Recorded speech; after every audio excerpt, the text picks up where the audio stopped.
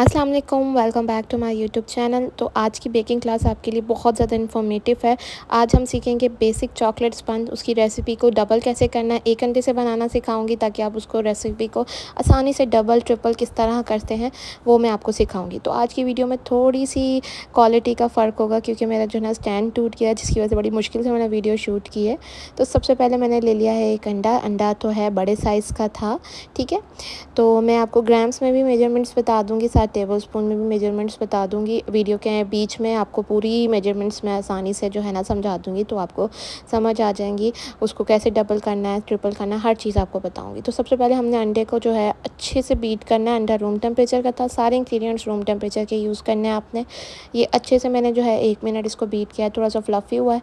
तो फिर मैं इसमें डालूँगी 2 से 3 ड्रॉप चॉकलेट एसेंस के। आप स्किप भी कर सकते हैं, बट इससे ये बहुत अच्छा सा फ्लेवर्स आ जाता है। बीट आपने जो है बहुत अच्छे से करना है स्पंज को, तभी आपका जो है स्पंज बहुत ज़्यादा फ्लफ़ी और सॉफ्ट सा बनता है। और जैसे चॉकलेट स्पंज होता है ना, इसमें थोड़ा सा ये होता है कि कोको पाउडर हैवी होता है, तो हमें इसमें थोड़ी सी टिप्स एंड ट्रिक्स को फॉलो करना होता है, तभी हमारा चॉकलेट स्पंज जो है बहुत अच्छे से बनता है। ये विदाउट ऑयल है, ठीक है स्पंज। अब हम इसमें डालेंगे अपना 3 टेबलस्पून पाउडर शुगर, जो कि ग्राम्स में बनेगी 35 ग्राम, ठीक है। ये देखें, मैं शुगर जो है सारी एक साथ ही डाल रही हूँ। 3 टेबलस्पून मैंने पाउडर शुगर डाल दी है। अब इसको जो है फिर अगेन बीट करेंगे 2 मिनट तक के लिए। तब तक के लिए बहुत अच्छा सा जो है ना ये फ्लफ़ी सा हो जाएगा, डबल इन साइज़ हो जाएगा, और इसका जो कलर है ना, कलर और टेक्सचर इसका चेंज हो जाएगा। तब तक हमने इसको बीट करना है। आप इसको बिल्कुल हाई स्पीड पे बीट कर लें, इससे जो है ईज़िली और जल्दी से बीट हो जाता है और अच्छे से जो है ना बीट होगा। पहले स्लो से स्टार्ट करें, फिर हाई तक लेके जाएँ, तो ये बीटर का सही इस्तेमाल करने का जो है तरीका होता है। अब यहाँ पे मैं बीट कर रही हूँ, मैंने स्पीड कोई नहीं बढ़ाई, आपके सामने ही है वीडियो की स्पीड। अच्छे से बीट करना है आपने, और उसके बाद जो है ना आपने बीटर को रिमूव कर देना है, क्योंकि बीटर का काम बस यहीं तक था। अब हम इसमें रखेंगे स्ट्रेनर और अपना मैदा, कोको पाउडर, बेकिंग पाउडर को छानेंगे। तो मैदा हम यूज़ करेंगे इसमें 2 टेबलस्पून, और 1 टेबलस्पून जो हम यूज़ करेंगे कोको पाउडर। ग्राम्स में ये मैदा बनेगा 25 ग्राम्स और कोको पाउडर बनेगा 10 ग्राम, ठीक है। और फिर उसमें हम डालेंगे 1/4 टीस्पून बेकिंग पाउडर, जो कि ग्राम्स में 2 ग्राम बनता है, ठीक है। अब इनको मैंने सारों को एक साथ डाल दिया है। अब इसको थोड़ा थोड़ा करके इसमें ऐड करेंगे और कट एंड फोल्ड मेथड से इसको जो है हम मिक्स करेंगे। ये मैंने पहले आधा डाला है, उसके बाद मैंने स्ट्रेनर रख दिया है, और मैंने बिल्कुल हल्के हाथों से इसको बीट करना है आपने, मिक्स करना है। स्पैचुला से cut and fold method use करना है। कोको पाउडर जो है बहुत हैवी होता है, तो इस तरह स्पंज में जो है ना ये बिल्कुल आपने हल्के हल्के हाथों से करना है, कि अगर आप फर्स्ट टाइम बना रहे हैं, क्योंकि ये जो होता है थोड़ा कोको पाउडर हैवी होता है, तो मिक्स करने में थोड़ी सी प्रॉब्लम होती है। और अगर आप ज़्यादा ज़ोर से मिक्स करते हैं तो वो ये केक जो है, फिर आपका स्पंज का जो कंसिस्टेंसी है ना वो डेंस हो जाती है, फिर वो फूलता नहीं है सही से, वो रबड़ की तरह बन जाता है। तो ये जो है आप ना हल्के हल्के हाथों से जो है मिक्स करना है। ये देखें, पहले हल्का मिक्स हो गया। अब बाकी का जो मिक्सचर है, ड्राई मिक्सचर, वो मैं डालूँगी और फिर अगेन मिक्स करूँगी। स्ट्रेन करना लाजमी है ताकि कोई लम्स ना जाएँ हमारे बैटर में। और उसके बाद अगेन जो है मैं उसी तरह कट एंड फोल्ड मेथड की मदद से जो है इस मिक्सचर को मिक्स कर लूँगी। तो आपने ये देखना है कि आपका जो है कोई भी कोको पाउडर या आपका ड्राई मिक्सचर जो है नीचे ना बैठा हो। हल्के हल्के हाथों से आपने जो है इसको मिक्स करना है और एक ही साइड पे फोल्ड करना है। आप स्पैचुला की बिल्कुल जो सबसे आखिरी कोने वाली साइड होती है ना, हमने उसी से पकड़ के उसको हिलाना है। इससे ये होता है कि प्रेशर ज़्यादा नहीं लगता और आसानी से जो है मिक्स हो जाता है। ये देखें, मिक्स हो गया, बस मैं यहीं पे छोड़ दूँगी इसको। ओवर मिक्स नहीं करना, नहीं तो वो डेंस हो जाएगा, फूलेगा नहीं, रबड़ की तरह बन जाएगा, ग्लूटेन पैदा हो जाता है इसमें। तो ये छोटी छोटी टिप्स हैं, इनका ख्याल रखा करें। कंसिस्टेंसी आप चेक कर सकते हैं, इसकी कंसिस्टेंसी कुछ इस तरह से है। और अब बस जो है हम अपना पैन प्रिपेयर कर लेंगे। पतीला जो है मैंने प्री हीट करने के लिए रखा हुआ था 10 मिनट के लिए। अगर ओवन में बना रहे हैं तो 180 डिग्री सेंटीग्रेड पर 10 मिनट प्री हीट कर लें। बाकी अगर पतीले में है तो मीडियम फ्लेम पे आप 10 मिनट के लिए इसको जो है प्री हीट कर लेगा। जब तक मैं ये बैटर बना रही थी तब तक मैंने इसको प्री हीट होने के लिए रख दिया था, तो वो अच्छे से प्री हीट हो चुका था। तो और पैन साइज़ जो मैंने लिया है ना, पैन साइज़ हमारा 4 इंच का है, ठीक है। बेंटो के लिए मैंने यूज़ किया है, तो बेंटो के लिए हम 4 इंच यूज़ करते हैं। तो अब मैंने यहाँ पे जो है सारा जो है अपना बैटर डाल दिया इसके अंदर।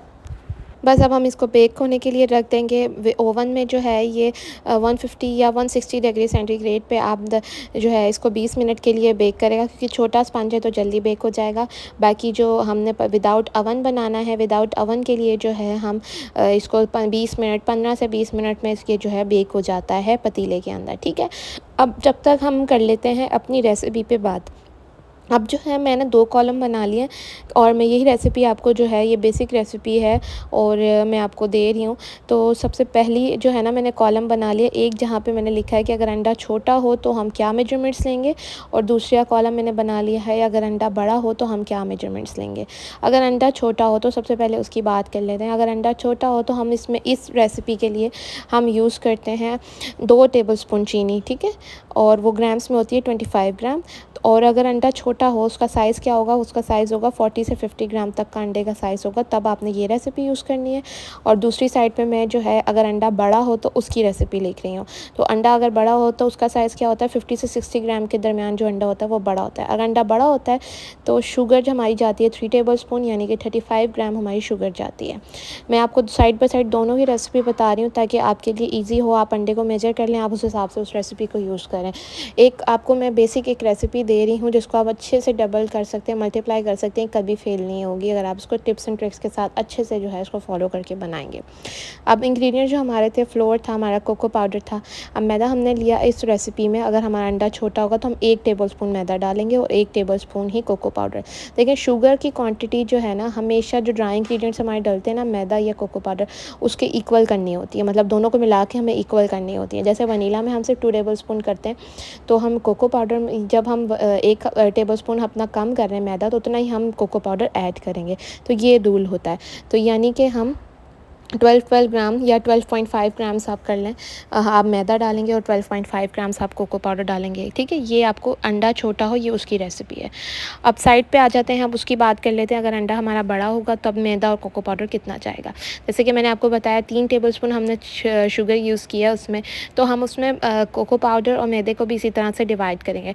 2 टेबलस्पून जो है मैं मैदा यूज़ करूँगी, मैदे की क्वान्टिटी ज़्यादा जाती है बनिस्बत कोको पाउडर की क्वान्टिटी हम कम ही डालते हैं।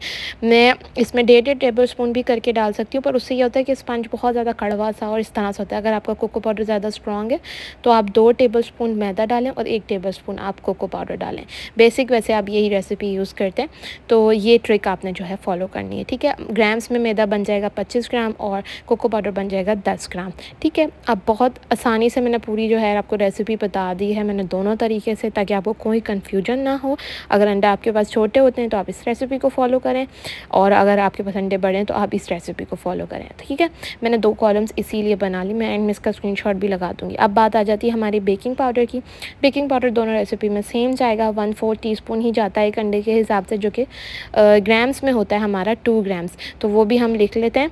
ये ऐसी एक्यूरेट रेसिपी मैं आपको दे रही हूँ। इसके बाद अगर आपको किसी रेसिपी की ज़रूरत नहीं है, अच्छा बहुत ज़्यादा सवाल आते हैं कि इसमें आप ऑयल नहीं यूज़ करती, तो ये विदाउट ऑयल जो स्पंज बनते हैं, ये फैटलेस स्पंज इनको कहा जाता है। ये वो स्पंज हैं जो कि क्रीम केक्स वगैरह के लिए यूज़ होते हैं। फज केक भी आप इससे बना सकते हैं, बट जो बेसिकली जो पूरा फज केक होता है वो भी आपको मैं बनाना सिखाऊंगी, जो मॉइस्ट स्पंज होते हैं।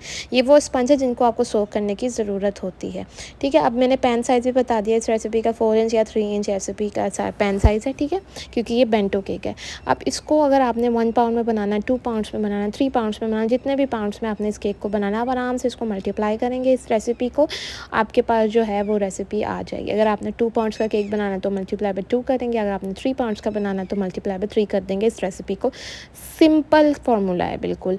फिर भी लोग मुझसे पूछ रहे होते हैं आप 1 पाउंड की रेसिपी बता दें, 2 पाउंड्स की रेसिपी बता दें। देखिए मैंने आपको एक बेसिक रेसिपी दे दी है, अब उसको आपने किस तरह अप्लाई करना है ये भी मैंने आपको बता दिया कि किस तरह मल्टीप्लाई करना है, क्या करना है। तो आपको बहुत आसानी है, आपको ये इतनी डिटेल से कोई भी नहीं सिखाएगा जिस तरह मैं आपको कोशिश कर रही हूँ सिखाने की। तो फिर भी अगर आप इस तरह के सवाल पूछते तो फिर मुझे होता है कि शायद मेरी मेहनत ज़ाया चली गई है। अब मैं यहाँ आपको 1 पाउंड की रेसिपी लिख के बता रही हूँ कि आपने सिंपल क्या करना है। अगर अंडा बड़ा है मेरा तो मैं इसको ये वाली रेसिपी जो मेरे राइट साइड पे, इसको मैंने मल्टीप्लाई बाय 2 कर दिया पूरा। वो देखें शुगर आपने मल्टीप्लाई बाय कर दिए, 3 टेबलस्पून डाली थी तो मल्टीप्लाई बाय 2 की 6 टेबलस्पून, मैदा आपने 4 टेबलस्पून कर दिया, ठीक है। और उसके बाद आपका जो है कोको पाउडर आपने 2 टेबलस्पून कर दिया। मतलब आपने मैदा ज़्यादा ही रखना है हमेशा, कोको पाउडर कम रखना है। जितना मैदा हम कम करते हैं उतना कोको पाउडर हम ऐड करते हैं, ठीक है। ये ऑयल बेस्ड स्पंज है, ना इसमें बेकिंग सोडा डलता है, ना इसमें ऑयल डलता है, ना इसमें मिल्क डलता है। इसमें ये सब चीज़ें डालने की ज़रूरत नहीं है। ये आराम से ये 3 से 4 इंग्रेडिएंट्स के साथ बहुत अच्छा सा तैयार हो जाता है। ठीक हो गया, आई थिंक यहाँ तक आपको समझ आ गया होगा। अब यहाँ पे मैं आपको ना इसकी क्लिप दे देती हूँ ताकि आप इसका जो है स्क्रीनशॉट ले लें। जब तक मैंने आपको ये समझाया तब तक जो है 15-20 मिनट में हमारा स्पंज भी जो है रेडी हो गया। मैंने निकाल के जो है इसको ले आई हूँ, बहुत अच्छे से बेक हो गया। मैंने इसको टूथपिक इंसर्ट करके चेक कर लिया था, बिल्कुल क्लीन आई थी, इसका मतलब है कि ये परफेक्टली बेक हो चुका है। अब ये बाद की क्लिप है, जब थोड़ा सा ये ठंडा हो गया था तो मैंने इसको डीमोल्ड किया था। सिंपल मैं जो है पैलेट नाइफ़ जो है साइडों पर घुमाऊँगी और ईज़िली ये रिमूव हो जाएगा। ये देखें आराम से जो है ये रिमूव हो गया है, ठीक है। इसकी जो है हमारी 3 लेयर्स बनेंगी और ये आप इसकी लुक चेक कर सकते हैं, बिल्कुल परफेक्टली जो है ये बेक होता है, अच्छे से सॉफ्ट होता है। आप इसको ऐसे भी खा सकते हैं, बट मोस्टली ये केक क्रीम केक और फज के साथ जो है इसको सर्व किया जाता है, तो मैं वो भी बनाना सिखाऊंगी आपको। आप बेफिक्र रहें, हर एक स्टेप आपको सिखाऊंगी, ठीक है। अभी फ़िलहाल हम जो है इसको कट करेंगे। ये देख लें स्पंज को, आप देख सकते हैं अच्छे से राइस हुआ है, कहीं से भी जो है ना डोम शेप भी नहीं है, बिल्कुल परफेक्टली जो है राइस हुआ है। अब हम इसको जो है कट करेंगे। कट करने के तरीका मैंने आपको पहले भी बताया है, मैं फिर से एक दफ़ा बताऊंगी कि आपने जो है अपनी जो नाइफ़ आपने लेनी है वो आपको मैंने बताई हुई है, कौन सी लेनी है आप वो ले लें। वो परचेज़ करना ज़्यादा ज़रूरी होता है अगर आपने प्रोफेशनली बेकिंग करनी है। घर के लिए करनी है तो फिर ठीक है, कोई मसला नहीं है, लेकिन अगर आपने प्रोफेशनली करनी है तो आपके पास ये वाली शार्प नाइफ़ जो है होनी चाहिए। ये बेकिंग वाली जो नाइफ़ होती है, सबसे पहले हम ऊपर का जो थोड़ा सा हिस्सा है वो काट लेंगे ताकि इवनली जो है हमारे पीसेस बने। उसके बाद जो है आपने प्रेशर देना है इसको, ऊपर से पहले मैंने पूरा प्लेन कर लिया, ठीक है। अब मैं इसको 3 लेयर्स में कट करूँगी। देखें सिंपल मैं इसको ऐसे चला रही हूँ जैसे आरी को चलाते हैं और ऊपर मैंने हल्का सा प्रेशर दिया हुआ है केक के ऊपर। इस तरह ये देखें इवनली जो है हमारी लेयर कट जाती है, आपके सामने है। बस आप टिप्स को फॉलो किया करें तो आपकी भी इवनली जो है सारी बेकिंग होगी, उसी तरह का रिज़ल्ट आएगा। बस सारे जो टिप्स मैं आपको देती रहती हूँ वो आप नोट डाउन किया करें और उसको अप्लाई किया करें अपनी बेकिंग में। ये देखें अब हमारी ये लेयर भी कट गई है, तो ये तीनों जो है लेयर्स मैं आपको दिखा देती हूँ वन बाय वन। बहुत ही सॉफ्ट और मज़े का केक बनता है ये वाला, इसका टेस्ट बहुत अच्छा होता है, ना ज़्यादा ये कड़वा सा टेस्ट होता है, ठीक है। तो ये वो होता है फैटलेस स्पंज जो क्रीम केक के लिए यूज़ होता है। बाकी मॉइस्ट स्पंज भी बनाना सिखाऊंगी आपको, फज केक के लिए जो यूज़ होता है वो भी बनाना सिखाऊंगी। बाकी आप इससे भी फज केक बना सकते हैं, बट ये जो है इतना स्टेबिलिटी में तो उसका थोड़ा सा वो होता है कि ये ज़्यादा क्रीम केक के लिए साथ ही यूज़ होता है। मतलब नॉर्मल डिज़ाइन अगर आपने क्रीम के बनाने तो ये बेस्ट है। अब इसको स्टोर करने का तरीका भी मैं बता देती हूँ। मैंने पहले बना लिया, मैं इसकी आइसिंग वगैरह बाद में करूँगी। तो देखें मैं इसको एयर टाइट बॉक्स में ऐसे बंद करके जो है रख लेती हूँ फ्रिज में। इसको कुछ भी नहीं होता, आप चाहे तो इसको फ्रीज़र में भी रख लें 1 हफ़्ते के लिए, कुछ भी नहीं होगा। तो उम्मीद है कि आपको वीडियो पसंद आई होगी, और अगर वीडियो पसंद आई है तो वीडियो को देगा ढेर सारा प्यार। मिलते हैं नेक्स्ट वीडियो में, तब तक के लिए अल्लाह हाफ़िज़।